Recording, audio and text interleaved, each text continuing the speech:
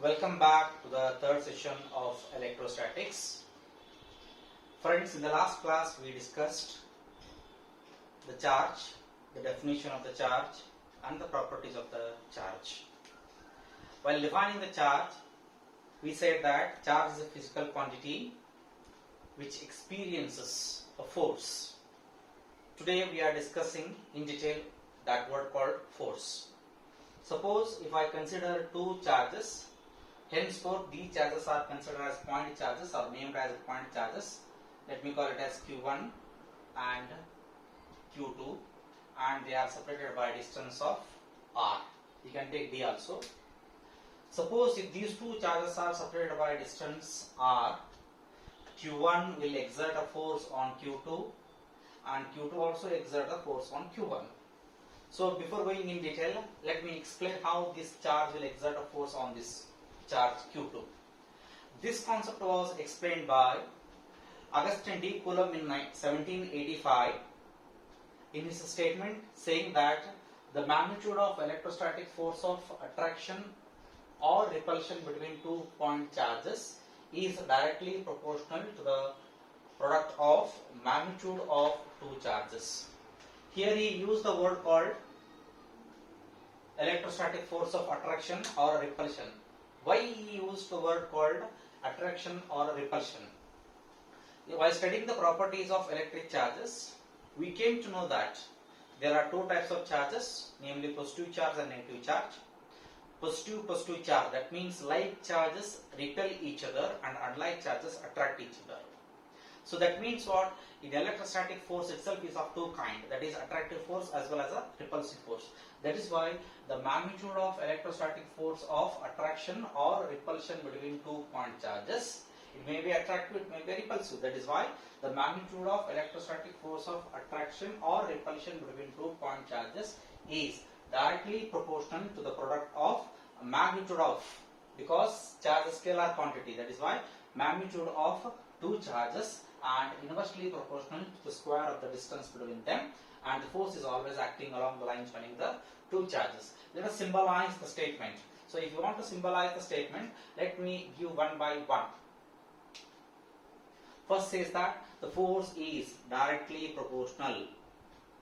Force is directly proportional to the product of, there are two charges, hence it is product of Q1 and Q2, product of two charges, and inversely proportional. So that means second one is inversely proportional. F is directly inversely proportional to square of the distance between them, that is R square. F is inversely proportional to R square. What is the meaning of this? That means what? If the quantity of this charge Q1, Q2 value increases, F also increases. That is why directly proportional.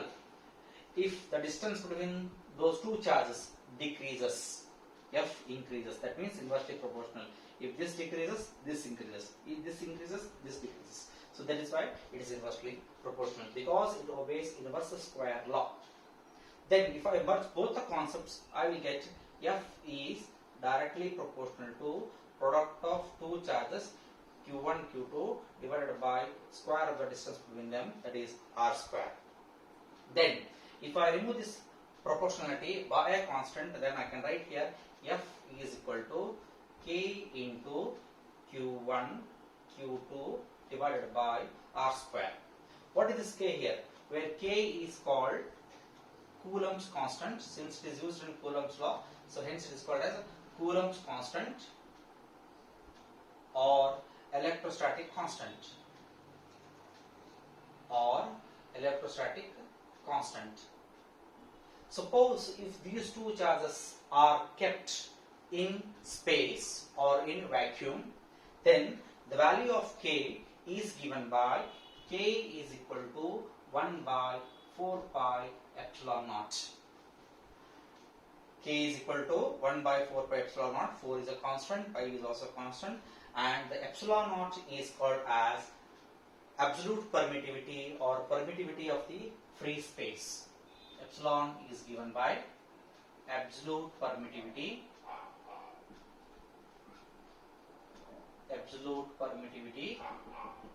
or permittivity of free space. permittivity of free space. Free space. And its value is given by, very very important, the value of epsilon is equal to 8.854 into 10 raised to minus 12 Coulomb square per Newton per meter square. I repeat, the value of epsilon is 8.854 into 10 raised to minus 12 Coulomb square per Newton per meter square. Then, if I substitute this value in the constant k is equal to 1 by 4 pi epsilon naught, I will get the value of k turns out to be k is equal to 1 by 4 pi epsilon naught, that is equal to 9 into 10 raised to plus 9. Please keep it in mind, plus 9 it is, plus 9 Newton meter square per Coulomb square. Then, after taking the value of this, if I substitute the value of k in the present equation, f is equal to k into q1 q2 divided by r square, I will get the answer f is equal to 1 by 4 pi epsilon naught into q1 q2 divided by r square. A very very very important equation of this chapter. F is equal to 1 by 4 pi epsilon naught into q1 q2 divided by r square. Here I have not mentioned the magnitude, is understood, magnitude is there, so because based on the statement. So Coulomb's law states that the electrostatic force of attraction or repulsion between 2 point charges is directly proportional to the product of magnitude of two charges and inversely proportional to the square of the distance between them, and the force is always acting along the line joining the two charges. Friends, in the examination they'll ask for 2 marks, say asking that state and explain Coulomb's law. So you can start your journey from this statement, Coulomb's law, and terminate here. So that is F equal to 1 by 4 pi epsilon naught q1 q2 divided by r square. Or else sometime they directly will ask for 2 marks, state Coulomb's law. That's it. That means only you have to explain till here. So that is only the statement. Sometime what they will ask, that will be the next concept. That means what? From our previous knowledge, from first PUC we know that force is a vector quantity. Force is a vector quantity, but here only I have written the magnitude form of force. The magnitude of force, magnitude of the force, F is equal to 1 by 4 pi epsilon naught into q1 q2 divided by r square. That means what? I have to express the value of F in vector form. Then how to express this value of F in vector form? We'll discuss. So the next concept is vector form of Coulomb's law. So now from our previous knowledge we know certain things, that force is a vector quantity. That means it is having both magnitude as well as direction. But charge is a scalar quantity. Then how to express force using the two scalar quantities, that is q1, q2. But there is a position vector or the distance between the two charges. So using that charge or that distance between the 2 point charges, so we can it is possible to express the force between the two charge in the vector form. So let me give you in a very simple manner. Suppose if I consider a frame of reference, that means what? If 3 mutually perpendicular axes are there, like this, if 3 mutually perpendicular axes are there, and if the observer is sitting at the center coinciding point O, so that charges are placed somewhere in the space q1, q2, then I have to draw the position vectors r1 and r2. Let me draw the diagram, you understand in better manner. So this vector form of Coulomb's law. Vector form of Coulomb's law. Vector form of Coulomb's law. So if I consider 3 mutually perpendicular axes, z axis, x axis and y axis. If the observer is at the origin O, suppose if I consider 2 point charges, say q1 and Q2.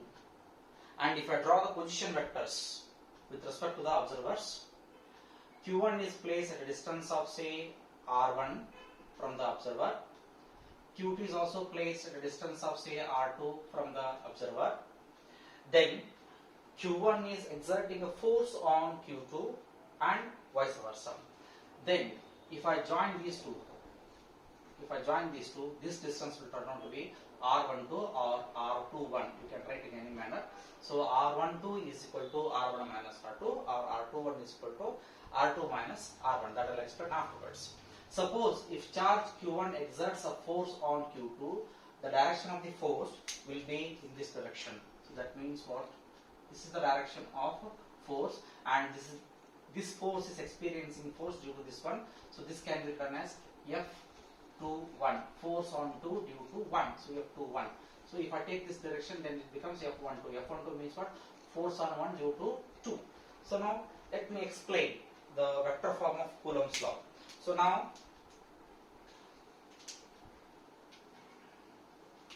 consider the force on charge Q1. Force on charge 1 is given by 1 by 4 pi epsilon naught Q1 Q2 divided by, here comes a very very important point, that is charge 1 is experiencing the force due to 2, hence I have to write here F12. Then if I express this as F12, then here I have to write here R12. The position vector becomes R12. Since it's obeying square law, I have to write here inverse square law, R square. So F12 is equal to 1 by 4 pi epsilon naught into Q1 Q2 by R12 square. And I am expressing the force in vector form. Then here I have to write a unit vector called as R12 cap. Then here, as I said in the previous explanation, R1 and R2 are the position vectors. Then here R1 is given, R12 means R1 minus R2, first thing.